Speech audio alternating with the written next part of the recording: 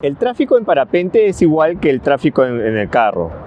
Yo tengo que ir a mi derecha y la otra persona a su derecha, siempre y cuando estemos en trayectoria de colisión.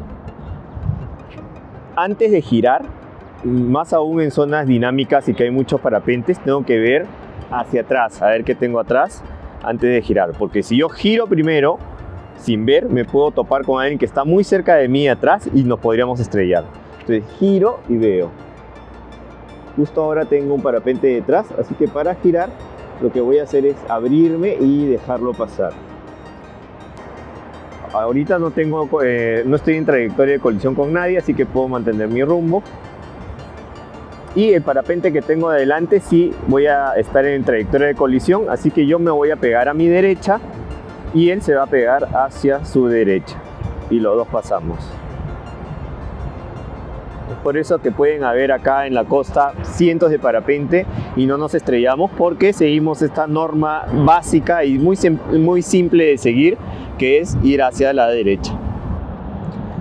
A veces también resulta que estoy volando en condiciones suaves y veo otro parapente que está muy debajo de mí y que tiene que luchar la ladera.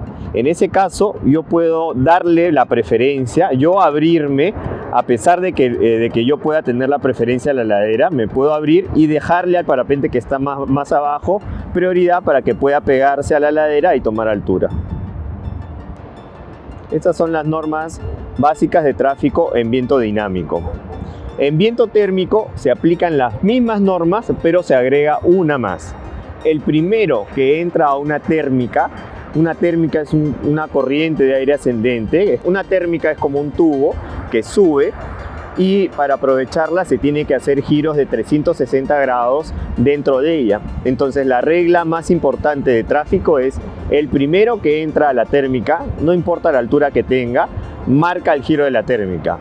Es decir, si yo entro a una térmica y empiezo a girarla hacia la derecha, todo aquel que entre después que yo tiene que girar hacia la derecha. En caso contrario, si yo entro a la derecha y después viene otro piloto y gira a la izquierda, podría darse el caso que nos encontremos en la misma térmica y nos podamos chocar mutuamente. Por eso es importante, el primero que entra a la térmica marca el giro de la térmica y todos los demás giran hacia ese mismo lado. Puede darse el caso también que el otro piloto que tengo al frente no conozca muy bien las normas de tráfico.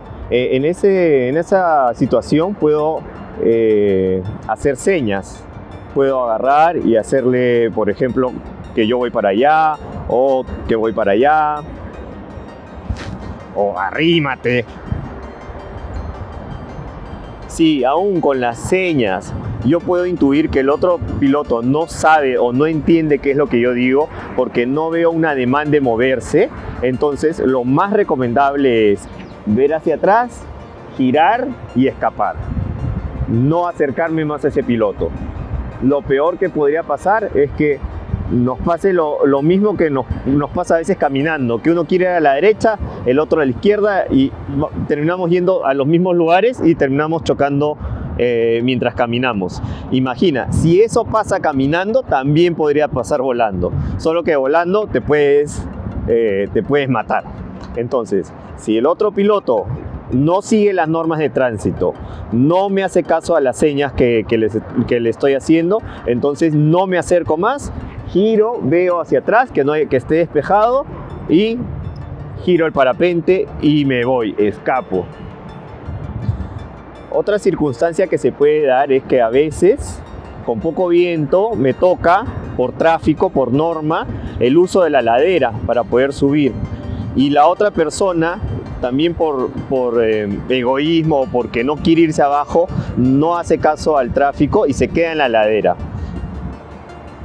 En esos casos yo recomiendo sencillamente irse a aterrizar. Si se puede llegar al parapuerto a aterrizar, perfecto, y si no, se aterriza en la playa. Es mejor estar en tierra sano y salvo que haber sufrido un accidente por entercarse y luchar con la otra persona por la ladera. Que es más o menos justo lo que está pasando ahorita, ¿ve? El viento ha bajado y hay 4 parapentes peleándose en la ladera. Yo lo que voy a hacer es irme a aterrizar y me ahorro ese problema.